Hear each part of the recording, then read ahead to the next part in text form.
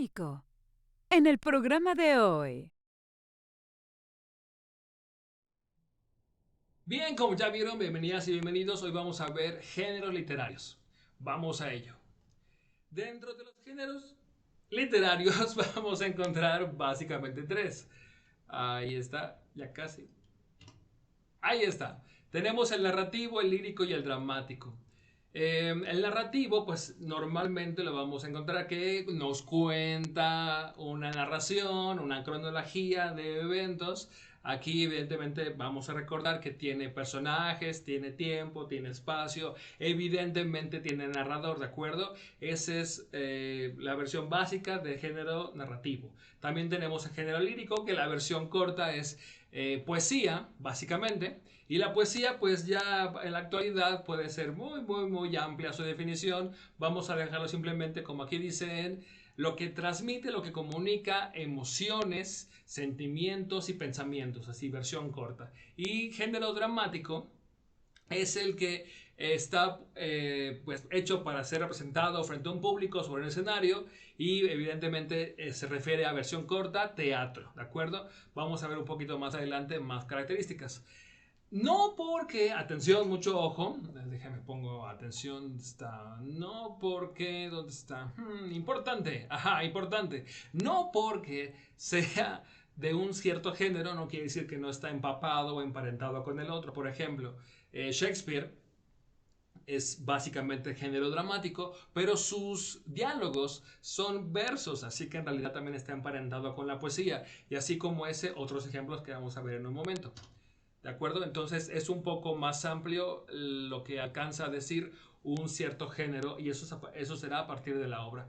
Eso es el género narrativo, como ya habíamos, aquí no se ve mucho, pero aquí está. Como ya habíamos hablado, tiene un narrador o narradores, se desarrolla en un tiempo, en un espacio específicos, la acción es realizada por personajes, básicamente, ¿no? Lo que ya hemos hablado un poco previamente. Tiene un planteamiento, nudo, clímax y desenlace, que es la estructura básica de cualquier narración. Y bueno, de manera general, el género narrativo se divide en tres, que es los subgéneros épico, novela y cuento. Vamos a hablar ahora del subgénero épico. Este es el que nos cuenta historias de héroes o heroínas, básicamente de guerreros, que representan a su sociedad en una época concreta, de una sociedad evidentemente concreta.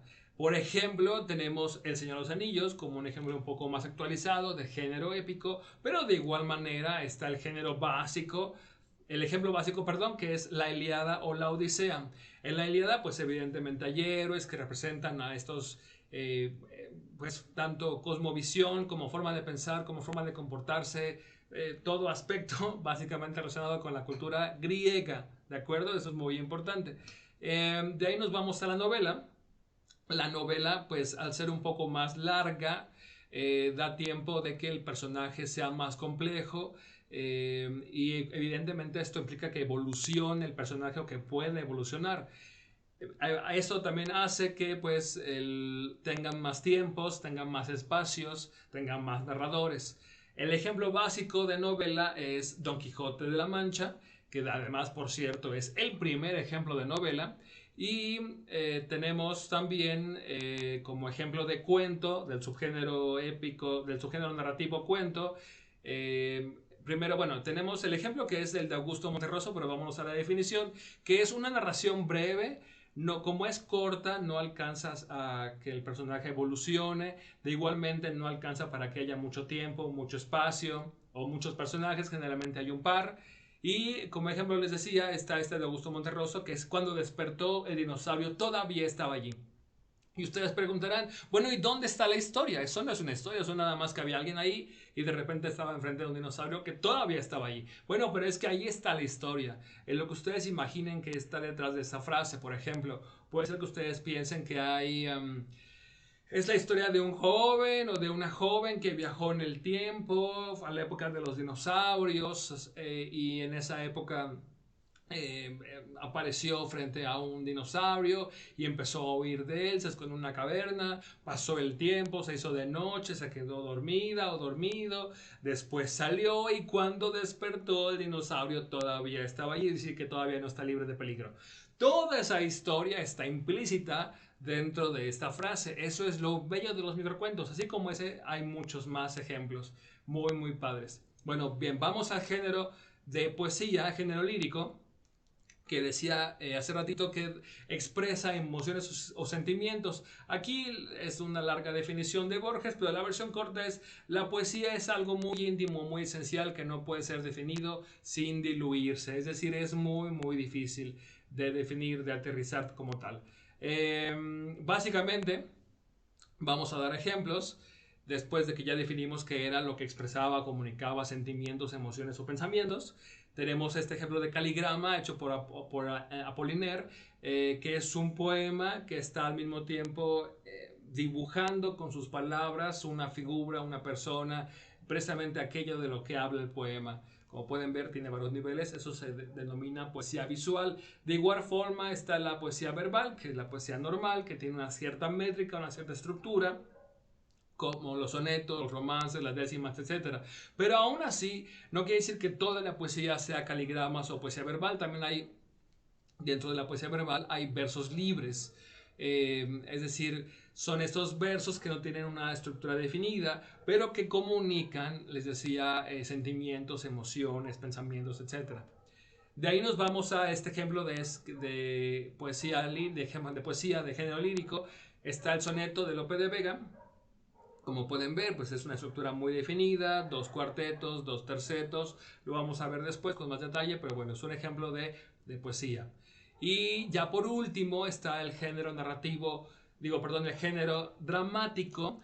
Dentro de este ya hemos platicado que pues se desarrolla frente a un público, sobre un escenario, básicamente, en la acción de personajes. Está como ejemplo Romeo y Julieta o Poemas de Sangre de García Lorca. Y generalmente hay un protagonista o un antagonista, dependiendo de la historia. Este género dramático se subdivide a su vez en tres, que son la tragedia, la comedia y el drama. La tragedia, en versión corta, es la historia en donde el personaje protagonista generalmente o muere al final o le pasa algo terrible. Tenemos como ejemplo Antígona o Macbeth de Shakespeare, pero acá entre nos, pues todas las tragedias de Shakespeare, spoilers, al final el personaje principal muere, si no es que mueren todos de paso. Comedia, la versión corta es una obra de teatro en la que el personaje principal no muere al final, ¿no? Eso ya es algo bueno. Esto fue evolucionando con el tiempo a relacionarse con aspectos cómicos, porque ya no nada más es que no murió, sino le sacan del lado optimista de la vida, y esto evolucionó a algo también chistoso. O con un final feliz. De aquí tenemos ejemplos como El enfermo imaginario de Molière y El burlador de Sevilla de Tirso de Molina, entre otros ejemplos. La Divina Comedia, por ejemplo, también. Porque al final, spoiler, Dante no muere. Y por último, el drama o tragicomedia.